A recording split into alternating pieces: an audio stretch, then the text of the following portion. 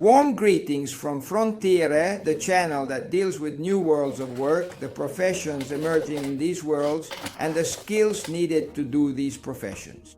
Subscribe to the channel and click the bell. The transformation of agriculture, even if it is happening very slowly, is there for all to see, and it is obvious that in some way we should think about updating skills, about retraining, but also about rethinking new profiles for agriculture that exist, will exist, and that did not exist years ago.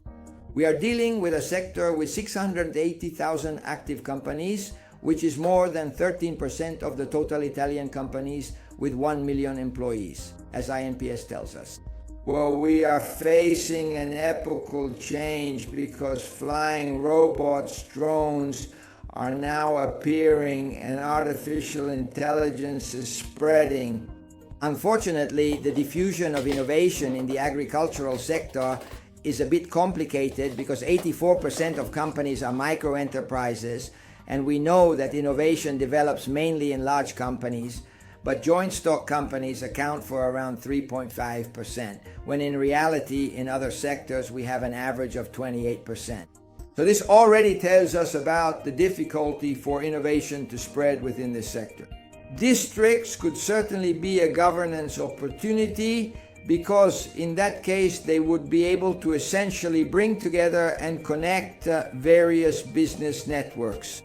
Today we have around a 40 to 41% diffusion of 4.0 technologies within the sector, and we have around an 8% diffusion regarding digitalization. But hey, what forces can we count on?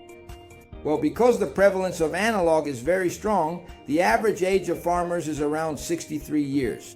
We can count on a dedicated team of 52,000 technologically advanced young people who are already successfully producing 15% of agricultural production.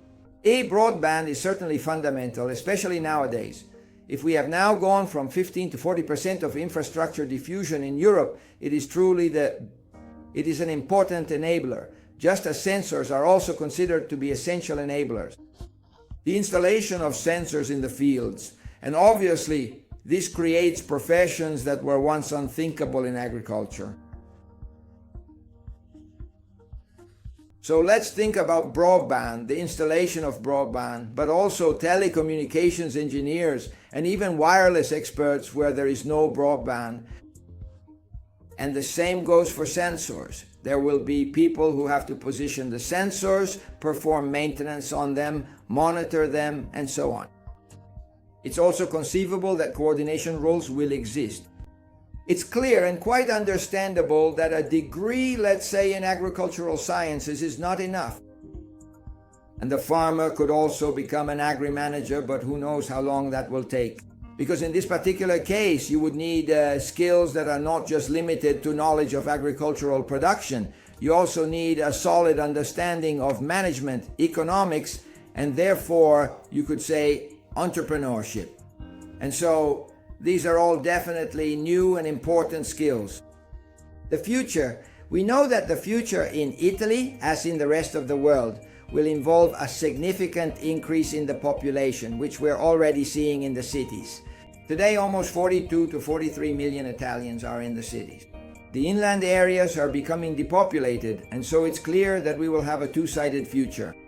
One side is in the inland areas, where the development of agriculture 4.0 and the presence of artificial intelligence are possible.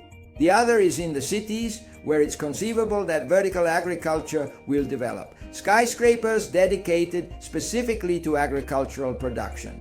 This isn't science fiction. In Italy, it's spreading in patches.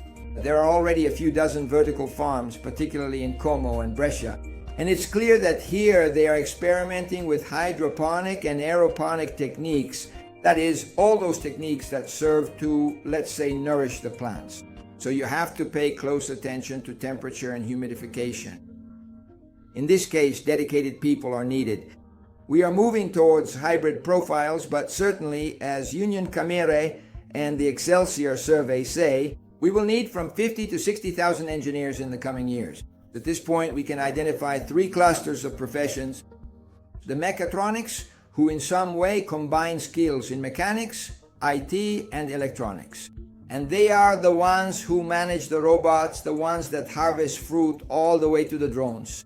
There's even the profession of drone pilot at the present moment, for which you can essentially get an official license, as well as those who will manage autonomous tractors in the future.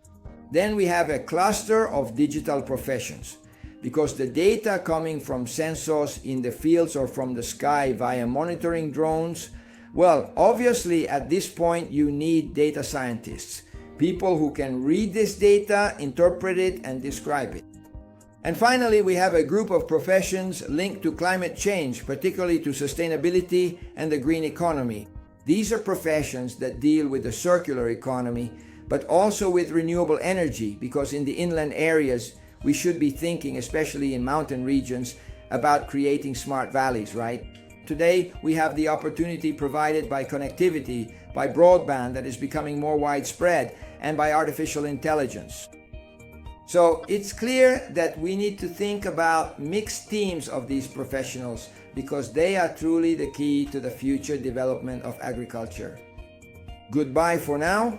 I ask you in this case as well, especially guidance counselors and school teachers, to send me your opinions, to exchange these opinions with me, because we are truly talking about a sector that will become absolutely central in the future.